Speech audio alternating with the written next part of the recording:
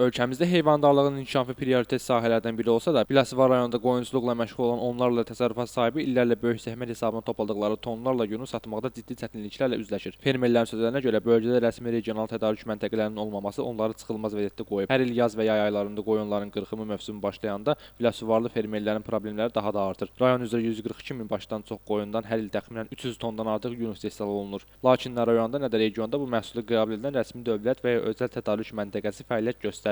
Fermerlər bildirirlər ki, vaxtında satılmayan yun ambarlarda tez xarab olur, qurd düşür, qoxu verir və yararsız hala düşür. Nəticədə milli sərvət hesab edilən xam mal və ya tullantıya çevrilir, ya da məcburiyyət qarşısında məhv edilir. Beləliklə, bir illik zəhmət onların gözləri qarşısında itir. Ötən mövsüm yun satışında 2-3 min manat civarında zərərlə üzləşən təsərrüfat sahibi Şahin Sultanov bu ildə eyni problemlə qarşılaşdığını deyir. Yəni əziyyətimiz böyükdür bu sahədə.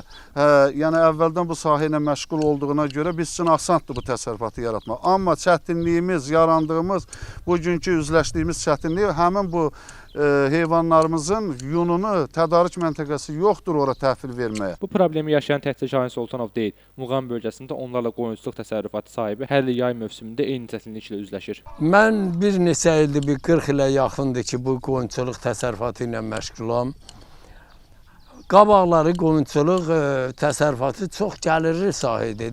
İndi də əgər imkan verərlərsə, əgər yunun qəbulu üçün bir yer olarsa, satışı üçün ya nə üçün qəbul yerləri olarsa, yenə sərf eləyəndir. Fermerlər hesab edirlər ki, bölgədə yun emalı müəssisələrinin yaradılması vacibdir. Onların fikrincə bu halda yundan həm geyim sənayesində, həm də xalçaçılıqda daha səmərəli istifadə etmək mümkün olar. Məsələ ilə bağlı Biləsuvar Dövlət Aqrar İnkişaf Mərkəzindən bildirdilər ki, müəyyən çətinliklər vardır ki, və bu da bizim Biləsuvar daimi olaraq bu çətinliklərdən agahıq və məlumatlıyıq və bu çətinliklər bağlı mütəmadi olaraq öz təkliflərimizi hazırlayıb aidiyyatı orqanlara təqdim edirik.